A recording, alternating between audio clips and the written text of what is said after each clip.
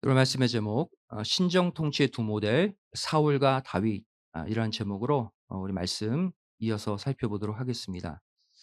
자, 우리가 지금 살펴보고 있는 내용은 구속사 시리즈 3 권의 내용, 마태복음 1장 족보에 관해서 살펴보면서 좀 과외의 내용을 다루고 있습니다.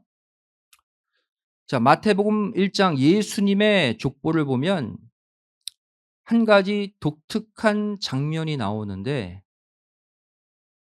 특별히 마태복음 족보 2 기는 다 남유다 왕들의 이름이 기록되어 있어요.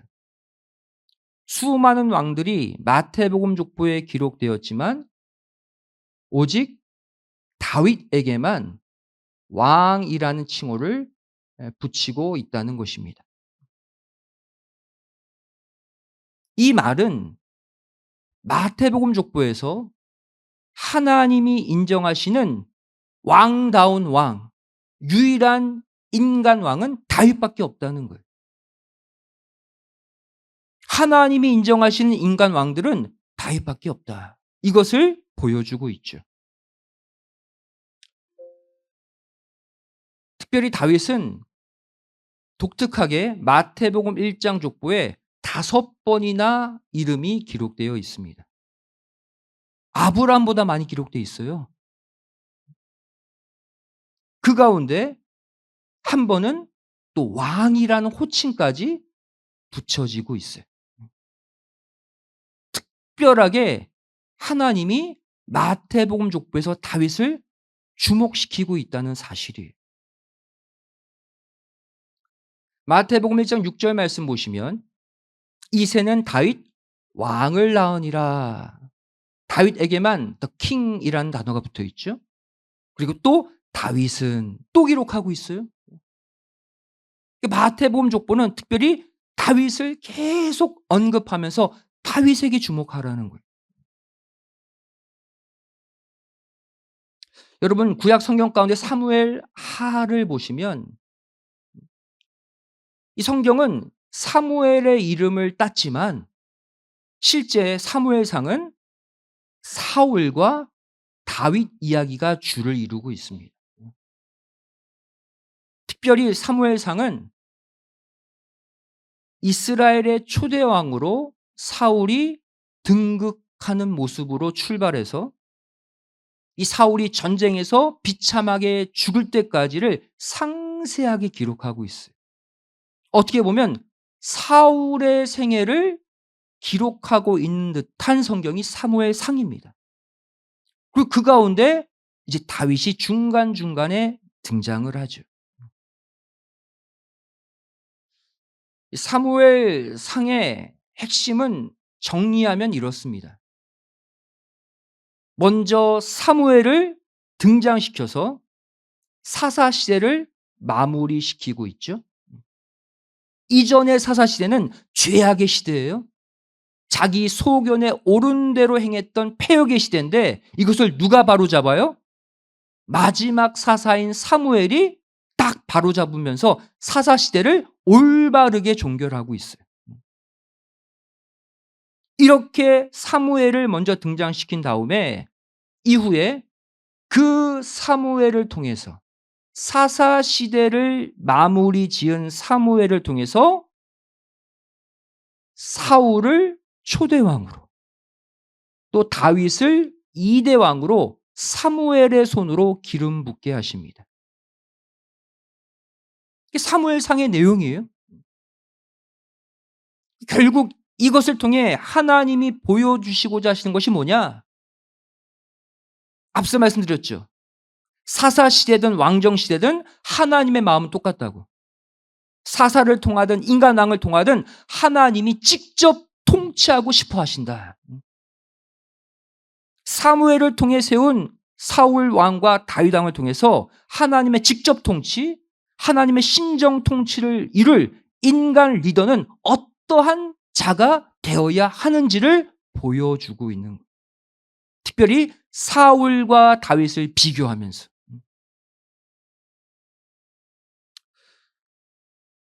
사무엘상에 주로 등장하는 사울과 다윗, 극과 극의 인물로 알고 있죠. 그런데 생각보다 사울과 다윗은 많은 공통점을 가지고 있습니다. 이들의 공통점 첫 번째, 모두 사무엘이 기름을 부어서 왕이 된 자들이에요. 사울도 다윗도. 시작이 똑같아요. 두 번째 공통점이 무엇입니까?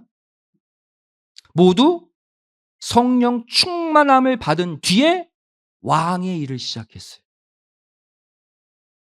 한마디로 사울이나 다윗이나 둘 다 출발은 동일하게 좋았다는 거예요. 올바른 출발이었어요, 둘 다.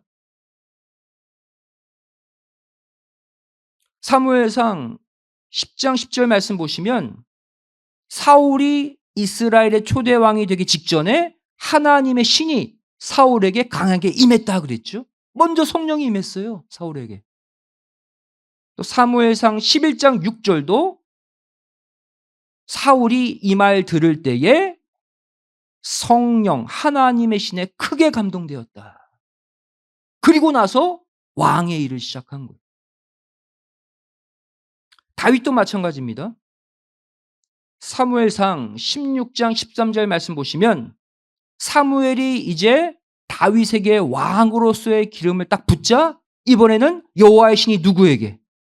다윗에게 크게 임했어요. 사울이나 다윗이나 기름 부음 받은 후에 바로 성령 충만함을 받았어요. 이들의 시작은 동일했다는 거예요, 여러분. 사울과 다윗의 세 번째 공통점이 무엇입니까? 모두 40년간 통치했어요. 어쩜 이렇게 비슷합니까?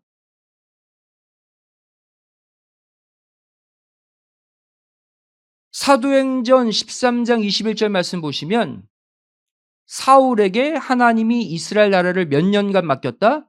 40년간 맡겼다. 기록하고 있죠. 또 사무엘하 5장 4절 말씀 보시면 다윗도 30세의 왕이 되어서 40년 통치했다. 엄밀히 말하면 40년 6개월인데 40년 이렇게 표현하고 있죠. 40년 통치. 무엇을 우리에게 보여주고 있을까요? 이것은. 지금 하나님이 사울과 다윗을 어떻게 대우하고 있는 거예요? 공평하게. 하나님은 사울과 다윗에게 동일한 조건, 동일한 기회를 주셨다는 거예요. 하나님이 다윗을 더 사랑해서 다윗에게 유리한 환경을 따로 준 게 아니라는 거예요. 하지만 사울의 왕위는 당대 비참하게 끝났죠. 반면 다윗의 왕위는 하나님이 영원하도록 언약으로 인쳐 주셨다는 사실이에요. 동일한 조건, 동일한 환경에서 출발했는데 사울은 넘어졌고 다윗은 영원한 등불로 하나님이 세우셨다. 심지어 하나님은요, 메시아도 이 다윗의 위를 이을 자로 표현하고 있어요. 그 정도로 다윗의 왕위를 높여주셨어요.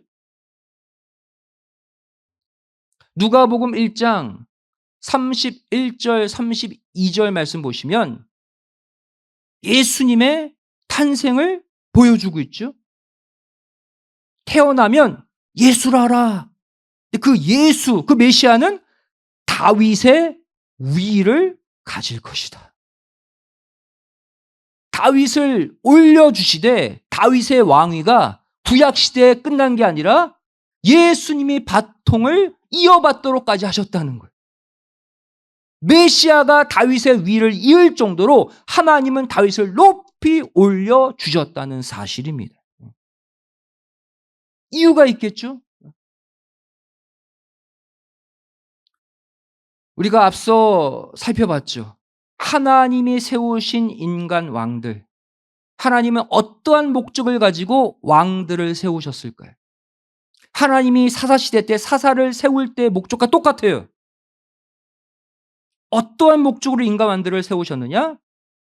진짜 왕은 누가 되고? 하나님. 하나님이 진짜 만왕의 왕이 되시고 인간 왕들은 왕 같은 제사장들의 사명을 맡겨 주셨다는 사실이에요. 실제 이들이 한 나라를 다스리는 왕으로 등극했지만 이들의 진짜 사명은 뭐였다? 왕 같지만 제사장의 사명. 인간 왕이지만 참 왕이신 하나님과 인간들을, 백성들을 중보하는 제사장 같은 왕들이 되기를 원하셨다는 거예요. 결과적으로 사울은 그렇게 하지 못했고 다윗은 그렇게 했기 때문에 축복과 저주로 나뉘어진 거예요. 하나님의 기준대로 살면 축복입니다. 그 위가 영원해요.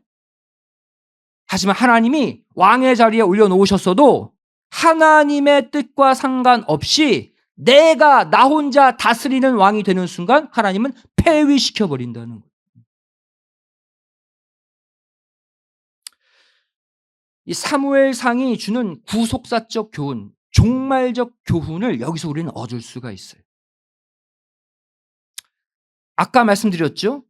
하나님이 사무엘을 통해 기름 부어서 동일한 조건으로 왕 삼았던 사울과 다윗의 모습은 종말적으로 무엇을 보여주고 있느냐?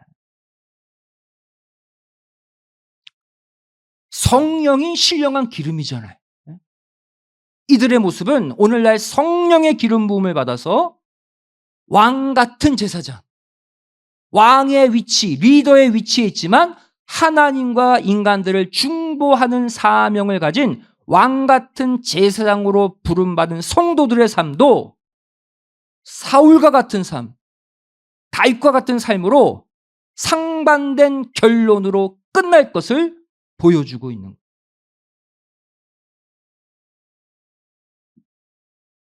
사울처럼 살다가 사울처럼 비참하게 버려지는 성도가 될 것이냐? 아니면 다윗처럼 살다가 다윗처럼 왕위가 영원히 천국까지 이어지는 삶을 살 것인가? 하나님은 우리 모두 왕이 아니라 왕 같은 제사장들로 불러주셨다는 것 절대 잊지 마시기 바랍니다. 우리 중보자이다. 아무리 높은 위치에 있어도 진짜 왕이신 하나님과 인간들을 연결하는 제사장들이 우리는.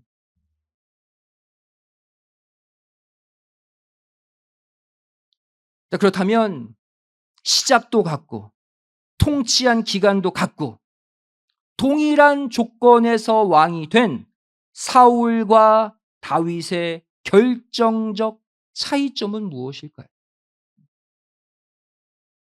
동일한 조건을 가지고 통치했지만 사울에게는 없었고 다윗에게는 있었던 그것이 무엇일까요?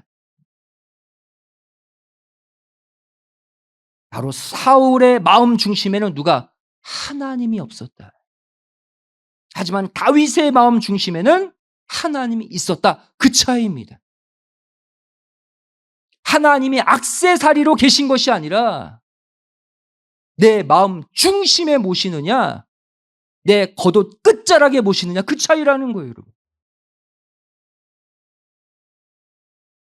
사울은요, 우리 지난번 살펴봤지만 처음에는 겸손했습니다.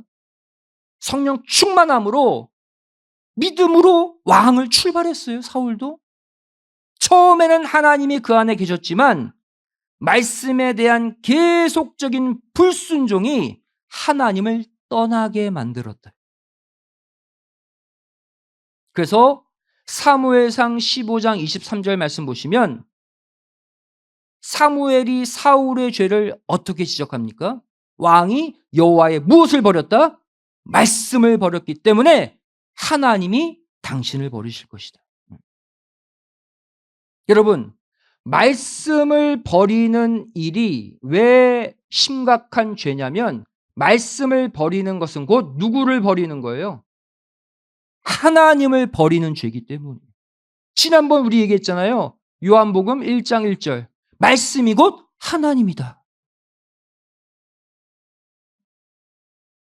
여러분 이렇게 하나님의 말씀을 소중히 여기지 않고 버리는 일이 반복되면 결국 하나님은 참다 못해 그 사람을 떠나십니다. 우리도 마찬가지.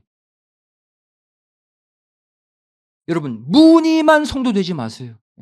겉만 성도 되지 마세요. 교회 나온다고 하나님 믿는다고 고백한다고 그것이 전부가 아니라 무엇을?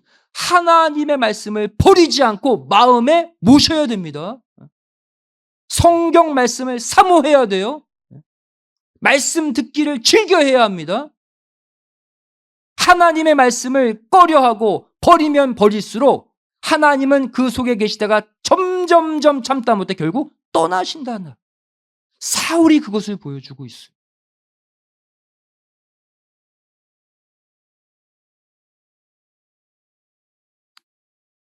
결국 사무엘상 16장 14절의 역사가 그래서 사울에게 일어난 거예요.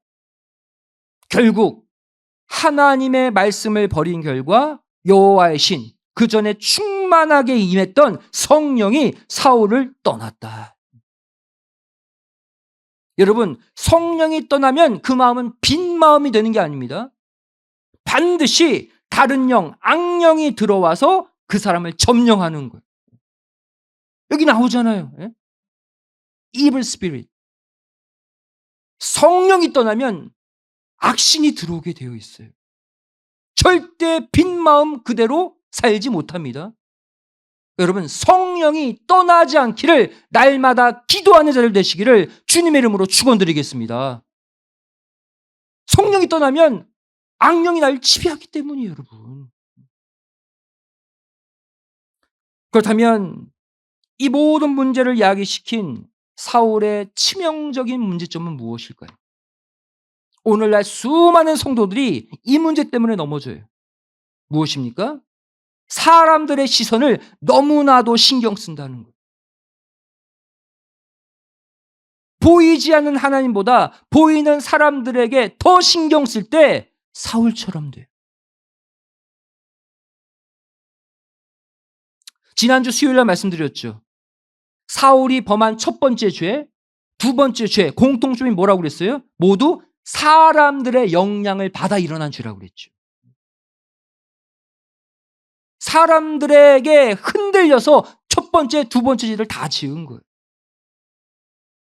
그리고 사울은 이 성향을 버리지 못하고 계속 그대로 살다가 충신 다윗과도 틀어지게 됩니다. 그것도 사람 때문이에요. 보겠습니다. 다윗이 블레셋 거인 골리앗을 죽인 다음에 백성들에게 칭송을 받죠. 사무엘상 18장 7절이 여인들이 뛰놀며 창화하여 가로되 사울의 죽인 자는 천천이다. 다윗이 죽은 자는 10,000 만만이다. 여러분 천천도 얼마나 많습니까? 얼마나 큰 업적이에요? 하지만 사울은 무엇이 문제였어요? 자신의 신하인 다윗이 만만이 되는 게 싫은 거예요. 시기의 마음, 질투의 마음, 비교의식. 여러분 내 신앙을 갉아먹는 가장 무서운 죄가 뭐냐면, 가장 무서운 박테리아가 뭐냐면 비교의식이에요. 다른 사람과 나를 비교하지 마세요. 그러면 하나님이 사라져요. 하나님만 바라보면 다른 사람이 안 보여요. 그렇게 사셔야 돼요, 여러분. 사무엘상 18장 8절 9절 말씀 보세요. 다윗에게 만만을 돌리니까 사울이 불쾌했죠. Very angry. 그리고 바로 뭐래요? 그날부터 사울이 다윗을 주목했다 그랬어요. 하나님과 멀어지는 방법을 알려주고 있어요. 쉽습니다. 사람에게 주목하면 돼요.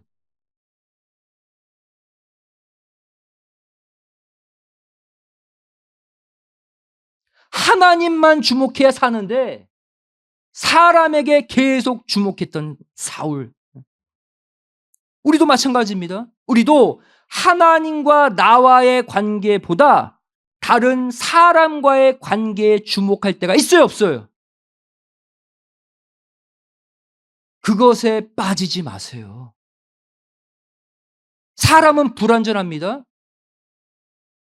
내가 믿었던 사람에게 배신당할 수 있어요. 왜 거기서 상처받습니까? 그 사람에게 집중해서 그러는 거예요. 하나님께만 주목하세요. 하나님만 집중하세요. 그럼 이 땅에 그 누구에게도 상처받지 않고 하나님과 동행하다가 천국까지 들어갈 줄로 믿습니다. 사울의 삶을 사시 마세요.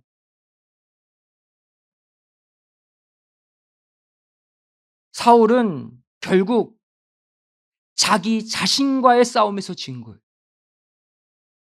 어둠의 마음과의 싸움에서 진 거예요. 잘 보세요.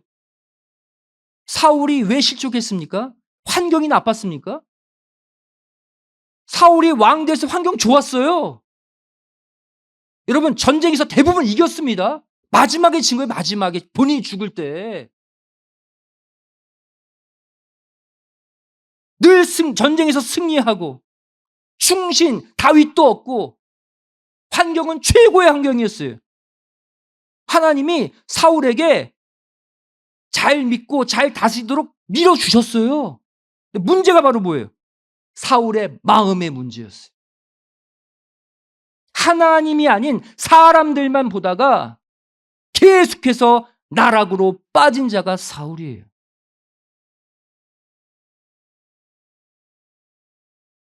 그래서 우리는 어떤 교훈을 얻게 됩니까? 사울 성경 보시면 화를 많이 냈죠? 오늘날 우리의 모습 아니에요? 분한 마음, 증오의 마음, 그로 인해 쏟아내는 악한 말들, 여러분, 그건 단순한 내 성격의 문제가 아니에요. 이것은 구원의 여부를 결정짓는 심각한 문제예요. 사울은 자신의 분한 마음을 다스리지 못했기 때문에 넘어진 거예요. 사람들의 영향을 많이 받았기 때문에 넘어진 거예요. 잠언 4장 23절은 말씀하고 있습니다. 그래서 이 땅에 지킬 만한 소중한 것들이 많은데 특별히 뭘 지키라? 네 마음. 하나님을 향한 네 마음. 예수님만 좋다고 고백했던 그 마음 지키래요. 왜? 생명의 근원이 거기서 나오기 때문에. 다른 데서 오는 게 아니라는 거예요. 다시 말해, 너의 마음을 지키고 다스리는 여부에 따라 너의 생명이 좌지우지 된다는 거예요. 마음을 못 지키면 생명을 잃어버린다는 거예요. 사울처럼.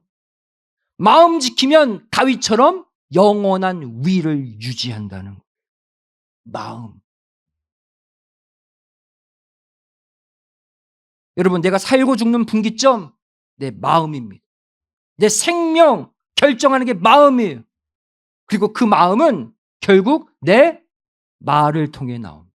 연결되어 있어요.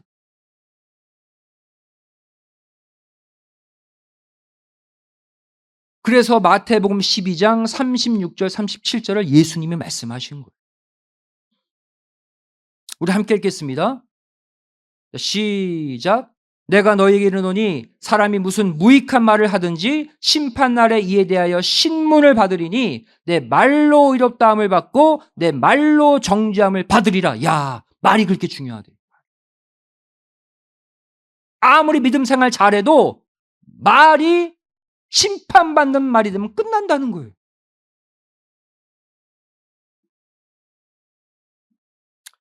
여러분, 이 말씀은 단순히 우리의 말을 심판하겠다는 말씀이 아닙니다. 그럼 말은 무엇에서부터 나와요? 그러한 마음을 품기 때문에 그 말이 나온 거 아닙니까? 네 말을 심판하겠다는 것은 그 말을 나오게 만드는 너의 마음을 심판하겠다는 거예요. 여러분, 이 세상의 그 어떠한 재판관도 인간의 마음은 들여다보지 못합니다. 드러난 증거만을 가지고 이 땅은 재판이 이루어지죠. 하지만 하나님은, 온 인류의 재판장 되시는 하나님은 우리의 마음까지 다 들여다보시고 그 마음에 가득한 것을 가지고 심판하셔요. 그러니까 겉으로 꾸미는 행위 중요하지 않아요. 마음에 무엇이 가득 차 있느냐? 그것이 선이면 구원이고 그것이 악이면 심판인 거예요. 마음을 다스리세요. 마음을 다스리면 하루하루가 평안하고 행복할 줄로 믿습니다. 마음이 부자가 되세요.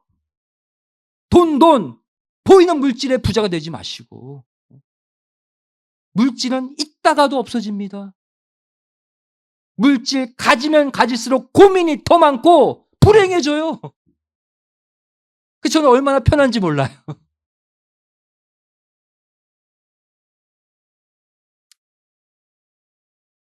잠언 16장 32절도 결국 마음 다스리는 문제를 또 얘기하고 있잖아요. 자, 우리 함께 읽겠습니다. 32절 시작. 노하기를 더디하는 자는 용사보다 낫고 자기의 마음을 다스리는 자는 성을 빼는 자보다 나으니라. 마음을 다스리는 게 이렇게 큰 가치가 있대. 여러분, 성을 빼앗는 것이 쉬운 일이에요, 어려운 일이에요? 어려운 일이죠. 그럼 대하 드라마 보세요. 성 하나 함락하려고 얼마나 많은 군사가 죽습니까? 그런데 큰 성을 빼앗는 것보다 더 어려운 일이 있는데 그것이 바로 뭐다? 내 마음을 다스리는 일이래요. 이렇게 비교해 보세요. 내가 내 자신의 화를 참고 마음을 다스리는 데 성공했다면 그것이 큰 성을 점령한 위대한 승리였다는 것을 믿으시기 바랍니다. 그만큼 내 마음을 다스리고 지키는 것을 하나님은 크게 보시고 기뻐하신다는 거예요. 그것이 지켜질 때 생명을 얻게 되거든요. 구원을 얻게 된다는 거예요.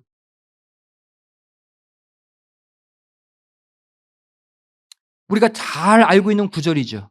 에베소서 4장 26절 27절. 분을 내어도 죄를 짓지 말며 해가 지도록 분을 품지 말고 마귀로 틈을 타지 못하게 하라 그랬어요. 무슨 말이에요? 화나는 일이 있을 수 있어요. 순간 확 화병이 날 뻔한 일이 있을 수 있어요. 근데 그것을 가지고 다음 날까지 끌고 가지 말래. 그것을 다음 날까지 끌고 가면 반드시 죄를 짓는다. 그 얘기죠. 그런데 여기 제가 A 달아놨죠. 한글 개역 성경에는 난하주라는 것이 있습니다. 요 내용에 대한 난하주 성경의 주석은 무엇을 달아놓고 있냐면 시편 4편 4절을 담고 있어요. 이 구절을 해석하려면 무엇을 보라는 거예요? 시편 4편 4절을 보라는 거예요. 보겠습니다. 그럼 시편 4편 4절은 어떻게 나와 있는지. 우리 함께 읽겠습니다. 시작. 너희는 떨며 범죄치 말지어다. 자리에 누워 심중에 말하고 잠잠할지어다. 셀라. 또 여기 떨며라는 단어에 난하주 주석이 붙어 있어요. 분내어 이렇게 번역할 수 있다는 거예요. angry. 자, 시편 4편 4절을 표준 세번역으로 쉽게 번역해 보면 이 구절의 의미, 에베소서 4장의 의미를 알 수가 있습니다. 표준 세번역 보세요. 너희는 분노하여도 죄짓지 말아라. 잠자리에 누워 마음 깊이 반성하면서 눈물을 흘려라. 즉 뭐 하는 방법이에요? 그날 터뜨린 분을, 그날 생겨난 분을 다음 날까지 끌고 가지 않는 방법을 알려주고 있는 거예요. 아까 에베소서 4장은 다음 날까지 분을 끌고 가지 말라 그 얘기만 하잖아요. 방법은 안 알려줬잖아요. 방법은 방법이 시편 4편 4절이에요. 어떻게 하라는 거예요? 화가 났을 때 그날이 넘어가기 전에, 잠자기 전에 뭐 하라는 거예요? 그 화난 마음을 뉘우치고 회개하라는 거예요, 여러분. 그냥 없어지지 않아요, 여러분. 그래야 그날 밤 내가 잘못했습니다. 내가 하나님께 받은 은혜와 사랑이 이렇게 큰데 내가 그 조그만 일로 왜 화를 냈을까요? 왜 미워할까요? 그 죄를 용서해 주세요. 이렇게 해야 다음 날까지 그 화가 넘어가서 큰 죄로 번지지 않는다는 거예요. 이것이 하나님의 직접 통치를 받는 성도의 모습이에요. 어떤 상황이 돼도 하나님을 의식하는 거예요. 내가 화나면 내 마음대로 부수고 던지고 소리 지르고, 그게 아니라 내가 분냈을 때 이 마음 하나님이 싫어하실 텐데, 하나님 내가 평강을 누리길 원하실 텐데, 하나님만이 나의 왕이 되셔야 하는데 하나님의 직접 통치를 받고자 한다면 회개가 나오는 거예요. 그 분을 다음 날까지 끌고 가지 않게 된다는 거예요. 여러분, 사단이 언제 쑥 들어오냐면 내가 화날 때예요. 그때는요, 사단이 들어오는 것을 내가 막지 못합니다. 그렇지 않습니까? 이성을 잃는데, 화가 나는데 착한 마음이 생겨나요? 사단이 그냥 들어와서 그냥 점령하는 거예요, 여러분. 그래서 그렇게 화내지 말라고 몇 번이나 성경이 말하고 있는 거예요. 여러분, 사단은요, 인간의 분노를 타고 역사합니다. 인간의 분노를 가지고 일을 하는 게 사단이에요.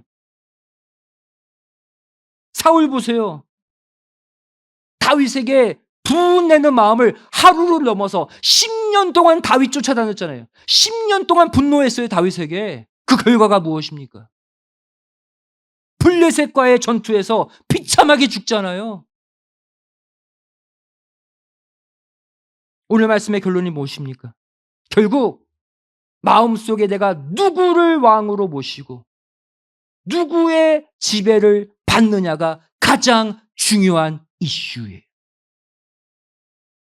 이 땅에서 어떻게 해야 직장 생활, 물질, 건강, 가정 꾸려가는 것 중요한 게 아니에요. 더 중요한 것, 현재 내 마음의 왕이 누구냐는 거예요.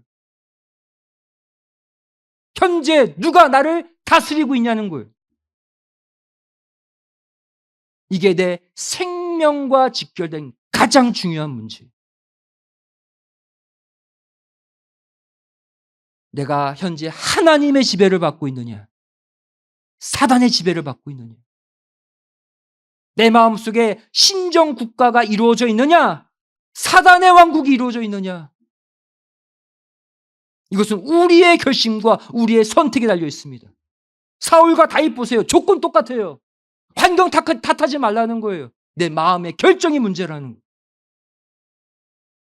여러분, 어둠의 감정, 낙심의 감정, 분노와 미움의 감정이 솟구쳐 오를 때 그것까지 하나님께 맡기고 기도하세요, 여러분. 내 힘으로 안 되니까. 내가 내 마음, 이 분노 감당이 되지 않으니 하나님이 좀 처리해 주세요. 하나님께 맡기시기를 부탁드립니다. 하나님이 처리해 주세요. 여러분, 남은 3일도 오직 하나님의 직접 통치를 받는, 내가 왕이 아니라 하나님이 여전히 내 삶의 왕이 되는 하나님의 나라 신정 국가가 여러분의 마음에 이루어지고 여러분의 가정에도 직장에도 이루어지시기를 주님의 이름으로 축원드리겠습니다. 기도하시겠습니다.